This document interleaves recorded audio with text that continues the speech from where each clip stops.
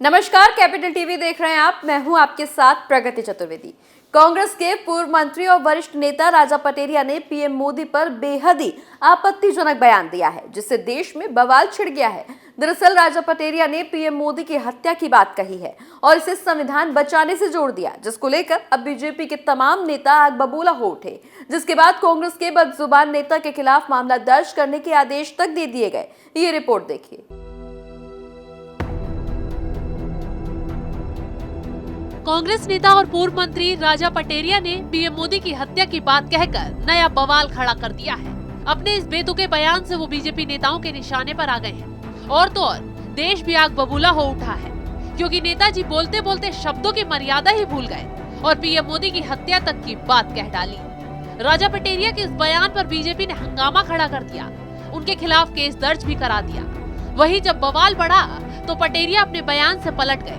उन्होंने सफाई देते हुए कहा कि उनका मतलब था कि अगले चुनाव में मोदी को हराओ। इतना ही नहीं, उन्होंने कहा कि ये फ्लो में हो जाता है। बता दें कि राजा पटेरिया का जो वीडियो सामने आया है, उसमें वो कुछ कार्यकर्ताओं को संबोधित करते हुए कहते नजर आ रहे हैं कि मोदी चुनाव खत्म कर देगा, मोदी धर्म, जाति, भाषा के आधार पर बांट देगा, दलितों का, आदिवासियों का और अल्पसंख्यकों का जीवन खतरे में है। अगर संविधान को बचाना है तो मोदी की हत्या करने के लिए तैयार रहो।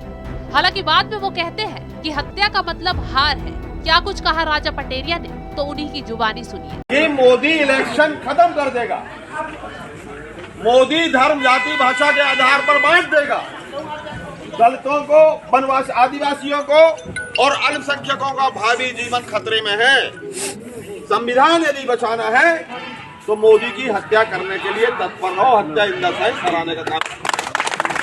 कार्यकर्ता की उपेक्षा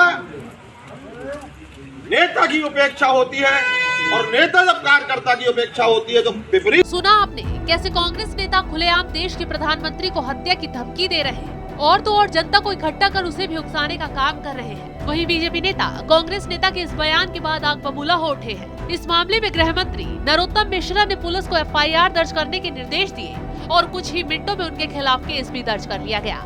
मुख्यमंत्री शिवराज सिंह चौहान ने कड़े शब्दों में निंदा की है। उन्होंने कहा है कि भारत जोड़ो यात्रा का ढोंग करने वालों की असलियत सामने आ रही है। मैदान में उनसे मुकाबला नहीं कर पाते कांग्रेस के लोग, इसलिए कांग्रेस के एक नेता मोदी जी की हत्या की बात कह रहे हैं। इससे पहले मध्य प्रदेश की गृह मंत्री नरोत्तम मिश्रा ने कहा कि आदरणीय पटेरिया के बयानों को मैंने सुना, उससे स्पष्ट हो रहा है कि ये महात्मा गांधी की कांग्रेस नहीं है, ये इटली की कांग्रेस है। इटली की मानसिकता मुसोलिनी वाली रहती है। जिस तरह राहुल गांधी की यात्रा में स्वरा भास्कर, कन्हैया कुमार, सुशांत जी जा रहे हैं, उससे तो बहुत सी बातें स्पष्ट हो रही है। खैर, अब कांग्रेस अपने बदजुबान नेता की वजह से बुरी फंस गई है।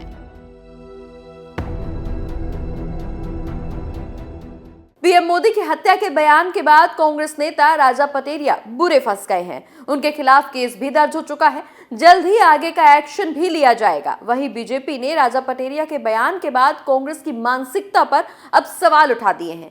बीजेपी का कहना है कि कांग्रेस चुनाव नहीं जीत पा रही तो अब लोगों को इकट्ठा कर पीएम की हत्या की साजिश रच रही है। इस खबर में बस इतना ही। आप देखते रहिए कैपिटल टीवी। नमस्कार।